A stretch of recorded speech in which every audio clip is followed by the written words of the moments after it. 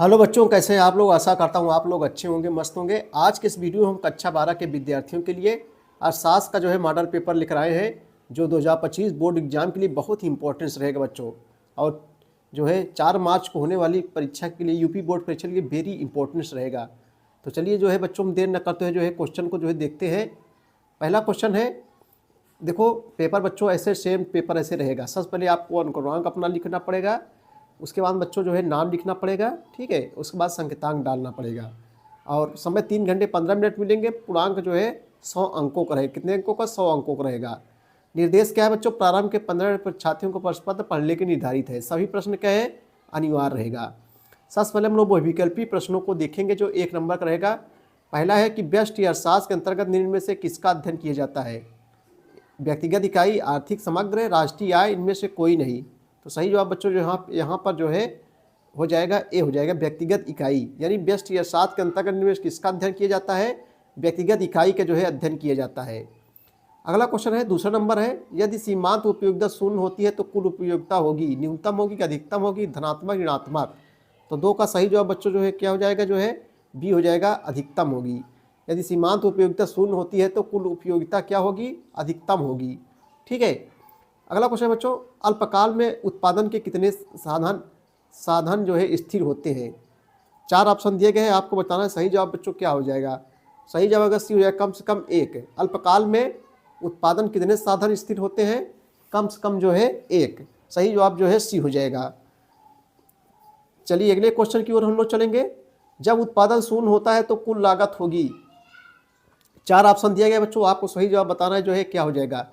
जब उत्पादन शून्य होता है तो कुल लागत होगी। सही जवाब बी हो जाएगा, स्थिर लागत के बराबर हो जाएगा। अगला क्वेश्चन है, आपूर्ति के बढ़ने पर जो है कीमत में क्या होता है बच्चों? आपूर्ति बढ़ने पर जो है कीमत में 5 का बी हो जाएगा, वृद्धि होगी। सही जवाब बी हो जाएगा। आपूर्ति के बढ़ने पर जो है कीमत में क्या हो जाएगी बच्चों? वृद्धि हो जाएगी। अगला क्वेश्चन है, एक बाजार उस समय संतुलन की अवस्था में होता है जब वस्तु की मांग। एक बाजार उस समय संतुलन की अवस्था में होता है, उस समय यहाँ उस समय संतुलन की अवस्था में होता है जब वस्तु की मांग वस्तु की पूर्ति से कम हो, वस्तु की पूर्ति से जो है अधिक हो, और बच्चों वस्तु की पूर्ति के बराबर होती है, वस्तु की आपूर्ति से असंबद्ध होती है। तो सही जवाब बच्चों यहाँ पर सी हो जाएगा, वस्तु की आपूर्ति के बराबर होती है। अगला क्वेश्चन है, 7 नंबर, निम्नलिखित में कौन सा समष्टि अर्थशास्त्र का विषयक है? निम्नलिखित में से कौन सा समष्टि अर्थशास्त्र का विषय है? आपको बताना है। सही जवाब हो जाएगा 7 का जो है डी हो जाएगा, राष्ट्रीय आय। कह रहा है कि निम्नलिखित में कौन सा समष्टि अर्थशास्त्र का विषय है? सही जवाब बच्चों हो जाएगा राष्ट्रीय आय। राष्ट्रीय आय को जो है मापा जाता है। 4 ऑप्शन दिए गए हैं, आपको बच्चों बताना है। बहुत ही इंपॉर्टेंट क्वेश्चन है। राष्ट्रीय आय को जो है मापा जाता है तो देश के बच्चों कुल उत्पादन द्वारा जो है राष्ट्रीय आय को मापा जाता है। अगला क्वेश्चन है, किसने कहा था कि मुद्रा वह है जो मुद्रा का कार्य करती है? तो सही जवाब बच्चों जो है सी हो जाएगा, वाकर ने कहा था। किसने कहा था? वाकर ने कहा था कि मुद्रा वह है जो मुद्रा का कार्य करती है। अगला क्वेश्चन है, यदि किसी व्यक्ति की आय शून्य हो तो उसका उपभोग स्तर होगा शून्य, न्यूनतम, ऋणात्मक, अधिकतम? तो सही जवाब बच्चों 10 का जो है सी हो जाएगा, ऋणात्मक होगा। यदि किसी व्यक्ति की आय शून्य हो तो उसका उपभोग स्तर क्या हो जाएगा? ऋणात्मक होगा। चलिए अब हम लोग अतिलघुत्तरीय प्रश्नों को देखेंगे जो 3-3 अंकों का रहता है। कितने अंकों का? 3 अंकों का रहता है बच्चों। छोटा छोटा सा क्वेश्चन है, 3 अंक मिल जाएंगे आपको।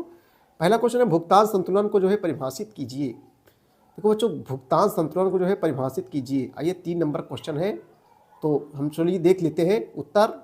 भुगतान संतुलन बच्चों आशय किसी देश के निवासियों और शेष विश्व के बीच वस्तुओं, सेवाओं और परिसंपत्तियों के लेन देन से है। प्रो वाल्टर क्रासे के अनुसार किसी देश का भुगतान संतुलन उसके निवासियों एवं शेष विश्व के निवासियों के बीच दी हुई अवधि में साधारणतः 1 वर्ष संपन्न समस्त आर्थिक लेन देन का जो है एक व्यवस्थित विवरण अथवा लेखा है। ठीक भैया, एक जो है लेखा है। अगला क्वेश्चन, सरकारी बजट के जो है कोई 2 उद्देश्य बताइए। तो सरकारी बजट के 2 उद्देश्य निम्नलिखित हैं। सरकारी बजट के 2 उद्देश्य निम्नलिखित हैं। पहला है, सरकारी बजट के माध्यम से आय तथा संपत्ति की असमानताओं को जो है कम किया जाता है। नंबर 2, सरकारी बजट नीति का जो है केंद्रीय उद्देश्य जीडीपी में जो है वृद्धि करना है। जीडीपी में वृद्धि करना है। अगला क्वेश्चन है वस्तु विनिमय प्रथा को जो है सीमाएं बताइए, वस्तु विनिमय प्रथा की सीमाएं बताइए। आइए इसको उत्तर देखते हैं हम लोग। वस्तु विनिमय प्रणाली की 2 सीमा निम्नलिखित है। नंबर 1 मुद्रा का अभाव होना, नंबर 2 सीमित क्षेत्र होना। अगला क्वेश्चन बच्चों, मध्यवर्ती वस्तुओं से आप जो है क्या समझते हैं। अगला क्वेश्चन देखेंगे हम लोग जो है मध्यवर्ती वस्तुओं से आप जो है क्या समझते हैं। उत्तर देखेंगे मध्यवर्ती वस्तुएं वो वस्तुएं होती हैं जिन्हें दोबारा बेचने अथवा पुनः उत्पादन के लिए उसी वर्ष खरीदा जाता है, जैसे धागा बनाने वाली मिल द्वारा खरीदी गई रुई कच्चे माल के रूप में, ठीक है, कच्चे माल के जो है रूप में। अगला क्वेश्चन बच्चों, बाजार क्षेत्र के आधार पर बाजार का वर्गीकरण कीजिए। बाजार क्षेत्र के आधार पर जो है बाजार का जो है वर्गीकरण कीजिए। आइए इसको उत्तर में देखें। बाजार क्षेत्र के आधार पर बाजार को निम्न 4 वर्गों में विभाजित किया गया है। पहला है स्थानीय बाजार, दूसरा है प्रादेशिक बाजार, तीसरा है जो है राष्ट्रीय बाजार और चौथा है बच्चों अंतर्राष्ट्रीय बाजार। समझ गए भैया आप बच्चों। स्थानीय बाजार जो स्थान विशेष, प्रादेशिक और प्रदेश, राष्ट्रीय मतलब देश के अंतर्गत, अंतर्राष्ट्रीय एक देश से दूसरे देश। पूर्ण प्रतियोगिता से जो है क्या अभिप्राय है। चलिए अगले क्वेश्चन की ओर हम लोग चलेंगे। पूर्ण प्रतियोगिता से बच्चों जो है क्या अभिप्राय है। आइए इसका उत्तर हम लोग देखते हैं। देखो, पूर्ण प्रतियोगिता वस्तु बाजार की वह अवस्था है जिसमें वस्तु के क्रेताओं एवं विक्रेताओं की संख्या अत्यधिक या सीमित होती है। क्रेता मतलब जो खरीदते हैं उसे क्रेता, जो बेचता है उसे विक्रेता कहते हैं।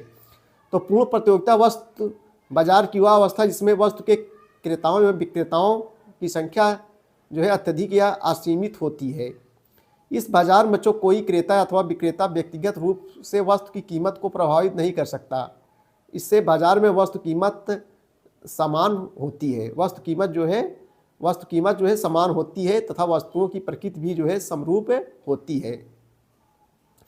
अगला क्वेश्चन है मौद्रिक लागत की परिभाषा दीजिए बच्चों। चलिए अगला क्वेश्चन देखेंगे जो है मौद्रिक लागत की परिभाषा दीजिए। तो देखो उत्तर देखेंगे। एक वस्तु की उत्पादन प्रक्रिया में उत्पादक द्वारा किया गया व्यय मौद्रिक लागत कहलाता है। इसमें बच्चों कच्चा माल, मजदूरी, मशीनों पर व्यय, विद्युत एवं ईंधन पर व्यय, परिवहन व्यय, व्यापार व्यय, पूंजी पर व्यय, विज्ञापन एवं बीमा व्यय आदि जो है सम्मिलित किए जाते हैं। 18 नंबर देखेंगे, भुगतान संतुलन के घटक बताइए। तो बच्चों भुगतान संतुलन में सभी सौदों को निम्न 2 बड़े वर्गों में विभाजित किया जा सकता है। पहला है चालू खाता, नंबर 2 जो है पूंजी खाता। लघुत्तरी प्रश्न जो है 6 अंकों को रहता है। मांग की लोच को प्रभावित करने वाले कारक को लिखिए। पहला क्वेश्चन जो 6 नंबर लघुत्तरी प्रश्न है, मांग की लोच को प्रभावित करने वाले बच्चों कारक को लिखिए। देखो मांग को लोच को प्रभावित करने वाले तत्व हेडिंग डाल लेंगे। उसके बाद लिखेंगे एक समाज में धन का वितरण। जिस समाज में धन का वितरण समान होता है वहाँ पर वस्तुओं की मांग अधिक लोचदार जो है होगी। ठीक है भैया। धन के असमान वितरण से जो है मांग कम लोचदार होती है।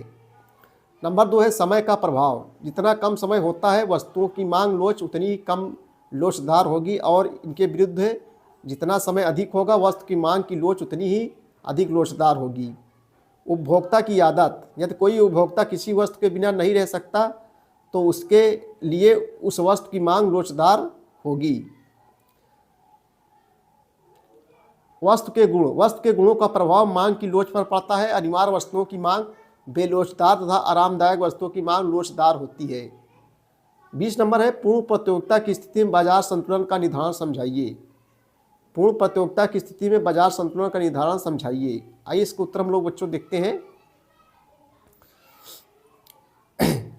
उत्तर देखेंगे हम लोग। देखो पूर्ण प्रतियोगिता की स्थिति में बाजार संतुलन का जो है निर्धारण समझाइए। पूर्ण प्रतियोगिता की स्थिति में बाजार संतुलन का निर्धारण, बाजार संतुलन पूर्ण प्रतियोगिता की अवस्था में बाजार मांग तथा बाजार पूर्ति की शक्तियों द्वारा जो है निर्धारित होता है। बाजार मांग से अभिप्राय बच्चों किसी वस्तु के लिए मांग के उस कुल जोड़ से है जो बाजार में सभी क्रेताओं द्वारा की जाती है। यह बाजार मांग अनुसूची अथवा बाजार मांग वक्र द्वारा जो है प्रकट की जाती है। बाजार पूर्ति से प्राय किसी वस्तु के पूर्ति के उस कुल जोड़ से है बच्चों जो बाजार में सभी फर्मों द्वारा की जाती है। फर्म माने होता है कंपनी। यह बाजार पूर्ति अनुसूची तथा बाजार पूर्ति वक्र द्वारा प्रकट की जाती है। बाजार संतुलन तब होता है जब बाजार में प्रचलित कीमत पर मांगी गई मात्रा यथार्थ रूप से पूर्ति की गई मात्रा के बराबर होती है। बाजार में कोई अतिरिक्त मांग या अतिरिक्त पूर्ति नहीं है। ठीक है, चलिए अगले क्वेश्चन की ओर हम चलेंगे बच्चों। हम लोग समष्टिपरक आर्थिक विश्लेषण का महत्व समझाइए। चलिए अगले क्वेश्चन लघुत्तरीय प्रश्न है, समष्टिपरक आर्थिक विश्लेषण का महत्व समझाइए। ये भी 6 नंबर का है। देखो बच्चों, समष्टि अर्थशास्त्र का महत्व हेडिंग डाल लेंगे। अब उसके बाद लिखेंगे, देखो सैद्धांतिक एवं व्यवहारिक दृष्टि से समस्त आर्थिक विश्लेषण का महत्व वर्ष 1929 की विश्वव्यापी यानी विश्वव्यापी महामंदी के बाद अत्यधिक बढ़ गया था। पिछले कुछ वर्षों में बच्चों इसमें तेजी से वृद्धि हुई। समष्टि आर्थिक विश्लेषण का अध्ययन निम्न कारणों से महत्वपूर्ण है। नंबर 1, आर्थिक नीति निर्धारण में सहायक। नंबर 2, आर्थिक नियोजन में सहायक। नंबर 3, मौद्रिक समस्याओं व समान बेरोजगारी के विश्लेषण में सहायक। व्यापक चक्रों व व्यष्टि अर्थशास्त्र के विश्लेषण विकास में सहायक। अर्थशास्त्र के कार्य प्रणालियों को समझने में सहायक। अगला क्वेश्चन है, अर्थशास्त्र के प्रमुख भाग बताइए। स्थिर विनिमय दर तथा लोच विनिमय दर में बच्चों क्या अंतर है? देखो ये भी 6 नंबर का है। तो आइए इसका उत्तर हम लोग देख लेते हैं। देखो बच्चों, अंतर में जरूर क्वेश्चन पूछे जाते हैं। देखिए, स्थिर विनिमय दर तथा लोच विनिमय दर में क्या अंतर है, प्रत्यक्ष कर और अप्रत्यक्ष कर में क्या अंतर है। देखो स्थिर, सबसे पहले देखें स्थिर विनिमय। देखो स्थिर विनिमय बच्चों किसे कहते हैं? देखो या इसमें जो है सरकार द्वारा निर्धारित की जाती है, या जो है सरकार द्वारा निर्धारित किया जाता है स्थिर विनिमय में।